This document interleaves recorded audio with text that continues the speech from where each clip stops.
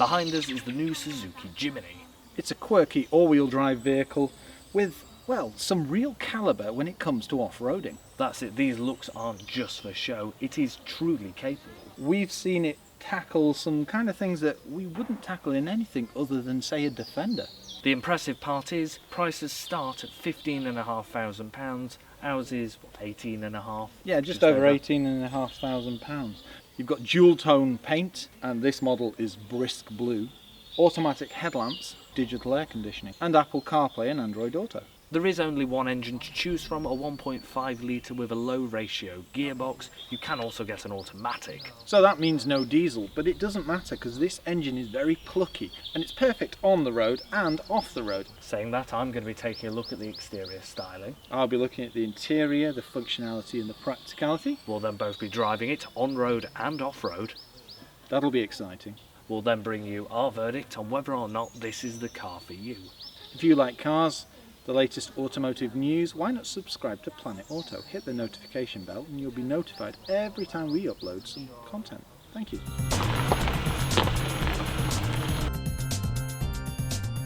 The first thing you'll notice about the Jimny is, well, it doesn't look like any other car on the road. In fact, it stands out more than most supercars.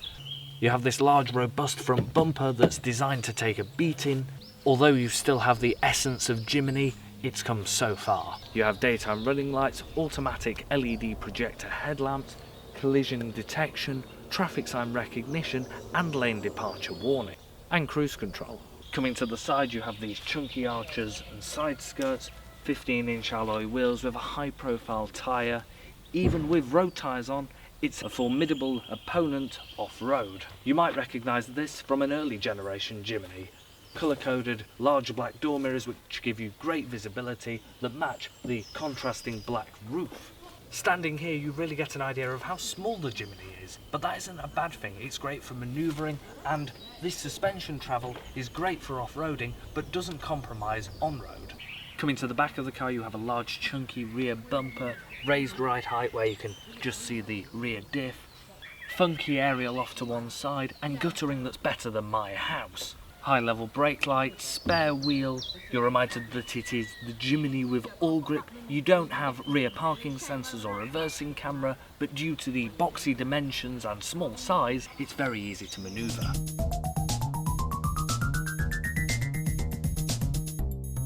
Stepping in is nice and easy. The doors open nice and wide and this raised ride height really does make it simplicity. The first thing you'll notice when you step inside though is literally this layout. It does remind you of an earlier 4x4. You've got just simple dials, but you've got a leather wrapped steering wheel, lots of chunky plastics, including this rail here that you can hold, so, well, if someone decides to do a little bit of off-roading. You've also got some cool vents, decent infotainment system. The seats are very comfortable. They've got a funky design. One thing I would have liked to see is maybe some of the brisk blue round, say, the vents or round this infotainment screen. When it comes to functionality, you've got two electric windows in the centre. This one's one touch. Media controls on the steering wheel. You've also got cruise control as well. And you've got your telephony parts on this bit here. Automatic headlamps, very clear dials. And in between you've got a fuel computer with traffic sign recognition and lane keep assist. As Michael mentioned, you've got collision detection as well. On the right here, you've got a switch for your headlamp washers.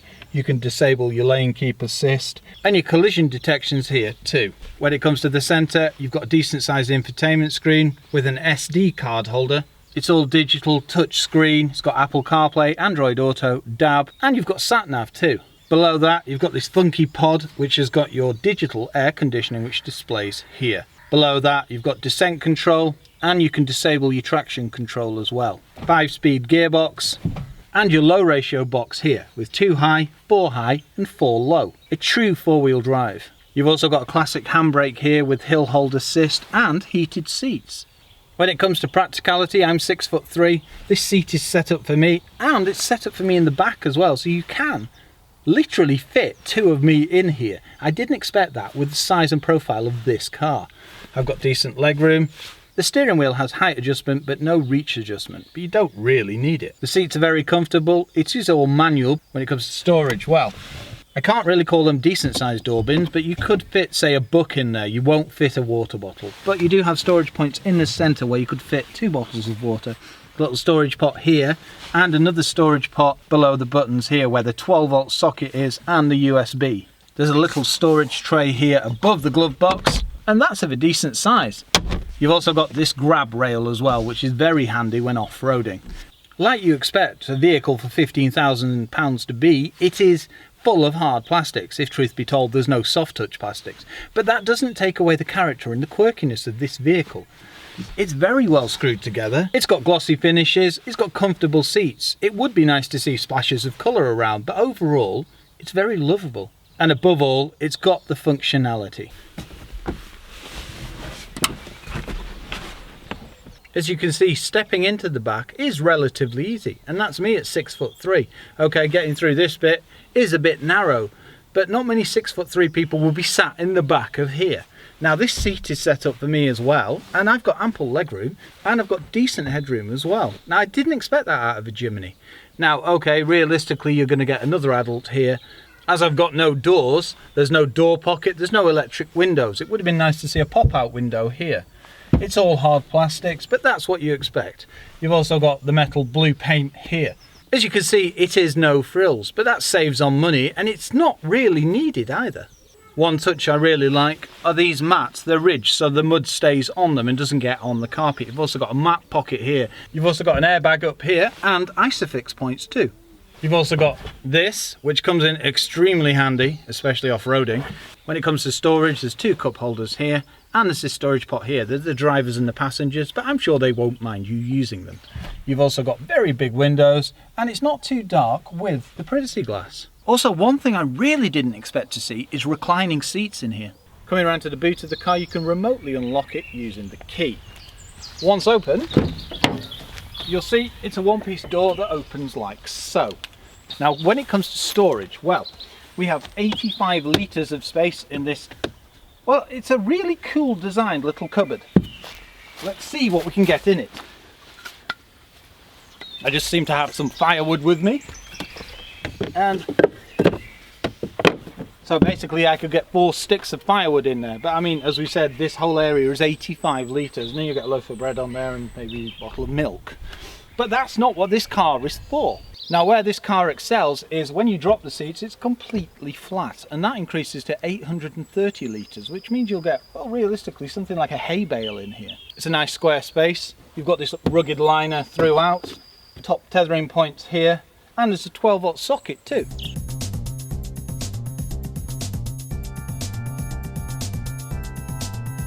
What's the Suzuki Jimny like to drive? Well, it's powered by a 1.5 litre naturally aspirated engine, and as you can see there, you can go anywhere. Literally, when you're driving it, you look for the most obscure route possible, don't you? That's it. The off-road looks aren't just for show. It does have real-world off-road capabilities. Certainly does. In fact, it's the most capable car we've had on test. It is.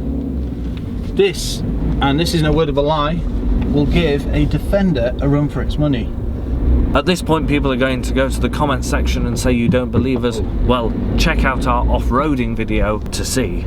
Also, as you can see there, you can just nip through traffic because it's so narrow, isn't it? Because of the small footprint, it's nice and easy to manoeuvre around town, but also, when you're off-road, you can nip through trees and down narrow lanes. You can. It is extremely narrow. It's amazing how agile it is. Okay, now to the bits that make it absolutely exceptional off-road, but a little more challenging on-road. Steering isn't what you call direct, is it? No, it is slightly vague. Yeah, but as we said, that is it's a must for off-roading, but it means that road driving, you can't really drive spiritedly, or if you do, you need to really know how to position the vehicle. Well, that's it. It is capable in day-to-day driving. It is when you're undergoing more spirited driving you really do notice it. Yeah. Refinement. Right, okay, there's a lot of hard plastics in here and there's a lot of paintwork as well, but it's not built for that. We could also do with a 6th gear when you're on the motorway. Yeah, and also there's the noise of the engine. and the whine of that low ratio box that sounds absolutely immense. That's like a lovable thing, isn't it? Well, that's it. I was also going to mention, if you want performance, you do have to rev the engine out, because 0 to 60 is around 12 seconds. Yeah, which is still 2 seconds faster than the earlier generation, which is definitely an achievement. What surprised me was economy and also the gearbox. It's very direct and isn't notchy, but we've also been getting just under 40 mpg, and that was even with our off-roading expedition. And you know how we drive. And that's the thing, we did go off-roading like Michael mentioned, but we took it up to just inside the Lake District, Grisdale. Now that's 30 miles from here, and it includes A roads, dual carriageways and all types of roads. And it never faltered once, did it? That's it. The only slight compromise we did make is on the dual carriageways. You do 65, 60 as opposed to 70. Yeah. Now this is a bit where I can probably make Michael scream. Oh no! Very well. Wasn't too bad. Yeah. Wasn't too bad. Cornering, there is roll. Like, well, I don't know if you call it excessive. It probably is excessive if you really hammer it into a corner, but in general driving, there's a little bit of roll, but I don't know, it's controllable and manageable, isn't it? It doesn't feel as bad when you're the driver. You don't really notice it as the driver. You see the vehicle do this, but you don't actually notice it. It doesn't, you know, it's not ungainly on its feet.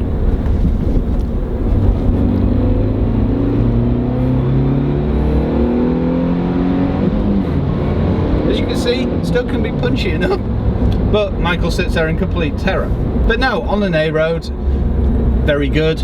On a dual carriageway, happily sit at 70. Yes, in heavy winds it will blow around a bit. As we mentioned, it's because of that suspension that Michael demonstrated in the exterior shots when he was rocking it. There is also a ladder frame chassis, yeah, but the Jimny is most at home off-road, and that is where it excels. Well, it's funny that you say about the ladder-shaped chassis, because anybody who knows nothing about vehicles, well, what's a Defender built on? Exactly, Land Rover Defender, Toyota Land Cruiser. Yes. The most capable off-roading machines. Yeah, in the world. Yes. Yeah. Including the Jimny. Yeah. And that's what makes it so good off-road. I know we're going to rant on again about it again, but if you want to see what we actually put the Jimny through on road tyres, check the challenge video. I think you will be completely overwhelmed, to be honest. It really did surprise us. It certainly did. Brakes, you've got front discs, rear drums, brake hold assist, and you've got hill descent control as well. Old school dials here, look rather cool. You've also got a little fuel computer, and it's got road sign recognition. You have also got Apple CarPlay, digital air conditioning, heated seats, and the low ratio gearbox, so you can have 2 high, 4 high, or 4 low. Yeah, and that's called all grip, isn't it? Manoeuvring is nice and easy thanks to the square shape and the small footprint.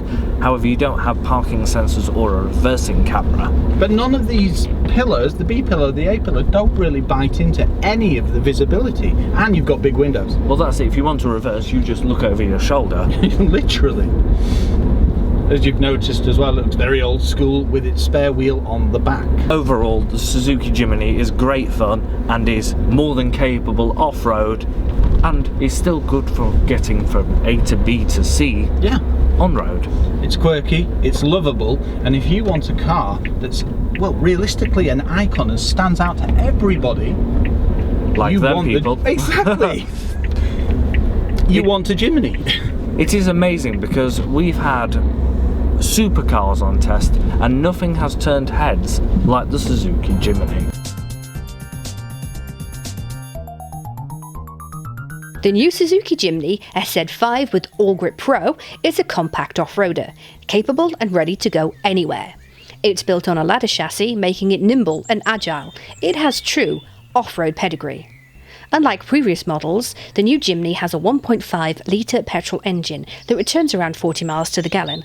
It comes as a manual or automatic with a low-range gearbox, with descent control and 15-inch alloy wheels. What makes this car so exciting to drive is its off-road capabilities. Even with on-road tyres, this nifty car can take on the most seasoned 4x4. It's good on-road too, and it's comfortable, with cruise control, heated seat, automatic air conditioning, rear privacy glass, and an infotainment system with lots of options, including sat-nav. And it's roomy. If you drop the back seats down, you get 830 litres of storage that includes a neat little cubbyhole. It's the perfect size for a bottle of champagne. With prices starting from around £15,500, it's reliable, rugged, and ready to take on anything. For more great impartial car reviews, please subscribe to Planet Auto. If you have any questions about the Suzuki Jimny SZ5, please leave them in the comment section below. Thank you.